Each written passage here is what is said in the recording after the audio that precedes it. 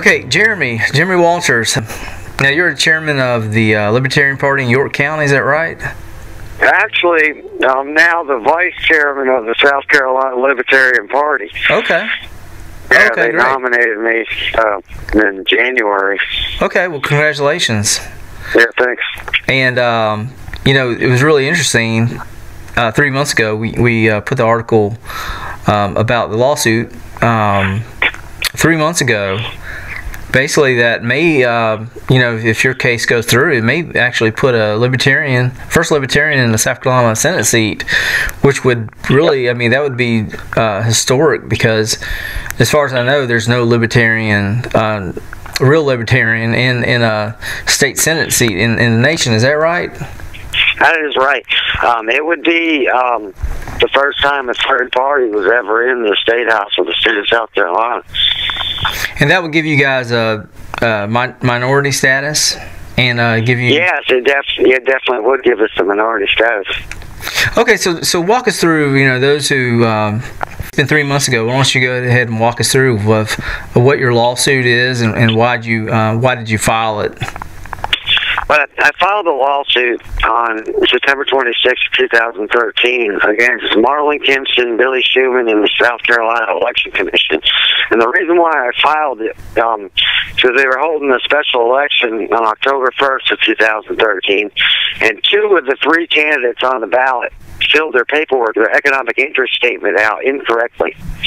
And that's why I filed it. This lawsuit is sat in the courts, of course. It obviously should have went to the higher courts immediately, you know, but nobody looked at it at all. And then 3 months later, we got a court hearing that was just on February 10th, this past Monday, and there was a motion to dismiss.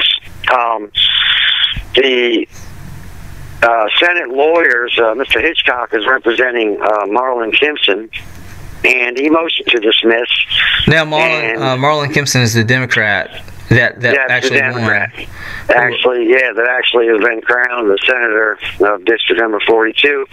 And the South Carolina Attorney General's office is representing the Election Commission. They also motioned to dismiss. But what I did was, I realized that I made a mistake by bringing the Election Commission into the lawsuit. So I made arrangements.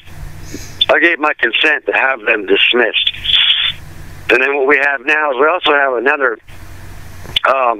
defendant on the lawsuit who never responded to the lawsuit. This is like the incredible disappearing lawsuit, right?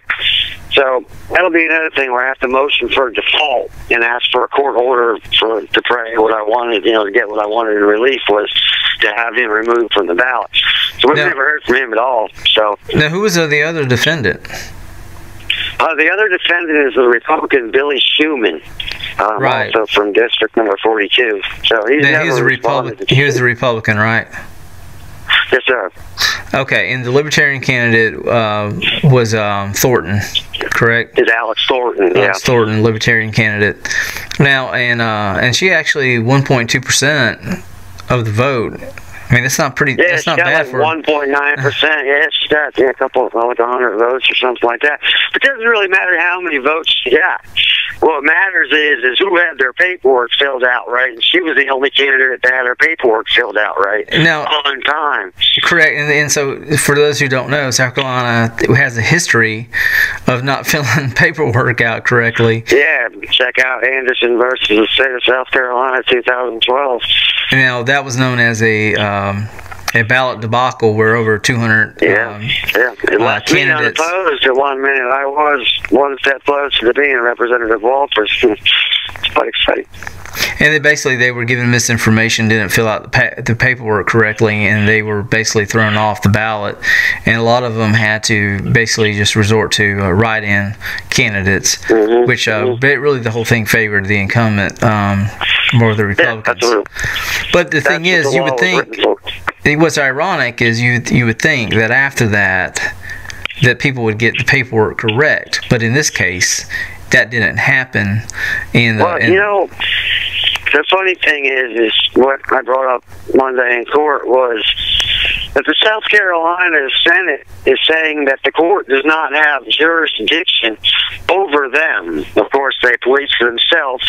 So they stood there bold-faced and said, you don't have any right whatsoever to take us to court because we police ourselves, basically. And I explained to the judge that, Anderson versus the state of South Carolina in 2012, the Supreme Court Justice of the state of South Carolina thought different and knocked 250 candidates off the ballot. And also, in Rainey versus Haley, the appellate court also ruled that the court does have jurisdiction. So they're saying that you can't even take us to court because we are the all-powerful Wizard of South Carolina. It just really makes me sick that these people are so arrogant that they are above the law, and they are not. The judge did not dismiss that case yesterday. They thought that they were going to walk out of that courtroom dismissed, and they did not. So she may still dismiss it. We're waiting on a court order from the judge on whether or not she's going to let it go to trial or not. This is based on law. So a judge will rule on what the law is, and the law is that they missed the deadline of July 1st, and their new law doesn't take any effect. So it is the same as Anderson versus the state of South Carolina is the way the court has to look at it. So she can let it go, which my guess is I don't think she's going to. I'm pretty confident that we're going to go to trial or walk right out of that courtroom and go into appeals. I'll begin to write the brief if I have to, but I'll remain positive for the moment. Right, and so the judge probably doesn't want it to go to appeals either. So yeah, because you got to look at it. If the appeals court looks at this and says, "Why isn't that judge following the law?" That's a no-brainer. So really, what this is coming down to is that I'm one step closer, and I want to get this on the air and make sure that they hear this. That I'm going to file federal charges on them for election fraud. They have held an illegal election in the state of South Carolina, and the Senate is hiding behind their own policing powers, saying that we, the people, can't do anything about it. And I just beg to differ. I really honestly do, because if we have to live like that in the state of South Carolina, then we got another thing coming. We really need to focus on positive change in this state, because if you can just hold an illegal election and then walk away like, yeah, you can't do anything to me, I just wonder who you think you are. That she's so wrong that people can do that. Oh, now walk me through. What if you win this case? What's going to happen? Well, that's a funny thing. What is going to happen, Josh, is there going to have to be another lawsuit filed to have Alex Thornton crowned the victor of this election. Because she's the only, the only man standing. Yeah, that's it. She's the last one standing. The other two candidates made it through the primary, did not fill out the paperwork right. They have no right to be on the ballot whatsoever. So we eliminate them. Really, where does that leave us? Are they going to say they're going to hold another special election? No, we'll have to go to court. And I just hope that South Carolina understands that they are being watched and that they cannot just operate, outside the boundaries of the law and think that they're just going to get away with it. It's an outrage, really. So, yeah, that's a big thing. You want to talk about... It really is. We're just talking about a matter of law and the process. And it's about everyone playing by the same rule book, don't you think? Because, right. Ed, right. So Chad Conley, who was the SCGOP chairman, had a situation, I believe it was Anderson County, where B.R. Skelton was running against Ed Harris. Ed Harris won the vote, but Skelton filed a lawsuit saying that basically Harris didn't fill out the paperwork correctly and had him thrown off. Now that went to the state Supreme Court, and they ruled that in fact that was the case. I think that was the situation. The judge ruled that, basically according to Chad Conley, that that's why he had to throw Ed Harris off the ballot. Right. The court forced him to decertify the candidate. But look, let me ask you this. So you were in court yesterday. So the media, I'm sure. I mean, this is pretty. This is some big news. So I'm sure the media has been contacting you, and they're going to rush to the presses and. Oh, no, not at all. The courtroom was full of lawyers. There actually wasn't one plaintiff or defendant there. I mean, it was just lawyers, waiting to go up next or whatever. And yeah, no, there hasn't been any media. I actually went to the courthouse myself. You got all these people holding their hats up saying, "Yeah, you go, Jeremy. You're fighting for our rights." But not one person came to the courthouse with me, of course. But maybe somebody needs to be escorted out in handcuffs. Because if we allow them to hold one illegal election, they're just going to keep doing it. My biggest concern is how many elections have been held illegally before that nobody said anything. Or they did say something about it, but they were told, "Oh, the court doesn't have jurisdiction. You just go away."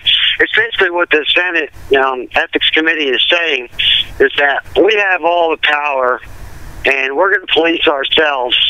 And regardless of what you citizens have to say, we really don't care. And I'm tired of it. I don't know if anybody else is in the state of South Carolina, but I'm not going to put up with it. It's just not wrong. I'm in this deep. I'm now the vice chairman of the South Carolina Party, probably soon to be chairman. And they need to know that, one, libertarians aren't going to be pushed around in the state anymore, because if we didn't fill out our paperwork properly, we would have been kicked off the ballot within minutes.